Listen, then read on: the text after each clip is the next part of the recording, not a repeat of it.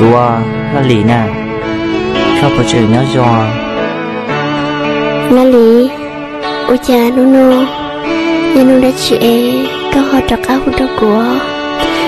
Là lì, của tiêu với xia, chỉ do có là ôi cha có chuyện trọc áo hút đó của đã chị nè.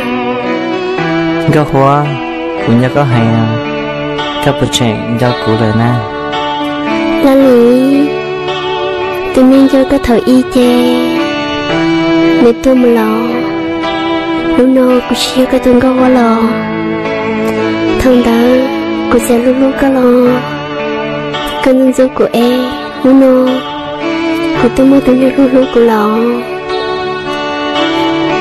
thiên cô dùng xe khó là lì ở mua con ở trong cùng mua mua xe lúc nô cô thiên lý cho với tôi thấy dùng thiên ở trong cụ bảo tao hay tiền đến nơi xia xe phê chấp là liều là lý câu ở trong cụ lúc họ mua bỏ cái để hàng liều câu ở trong cụ bảo đến nơi xia thế cụ ở trong cụ chạy đến nơi xia chỉ muốn nào mua cụ khai cho có hai tiền có chỉ số nó cũng muốn gì lọ nữa vì hai tiền cũng mới tụi nó lúc của lò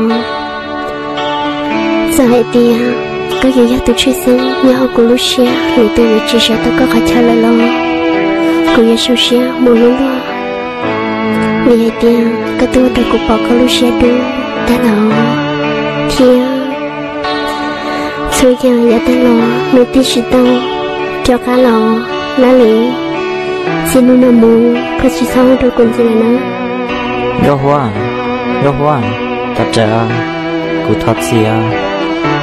Là lý, là lù thật gì? Cụ tới tò tình tế, nó có thể chỉ hay cho cụ ấy. Nếu nó mình đi thao lò, cụ mò lời thế chê, cụ mò lò nữa, xin chơi đồ. Tập trở, Có hoa. Please leave a message. Dài ta đâu nói, cụ tới ôi, xe tiệp của cha.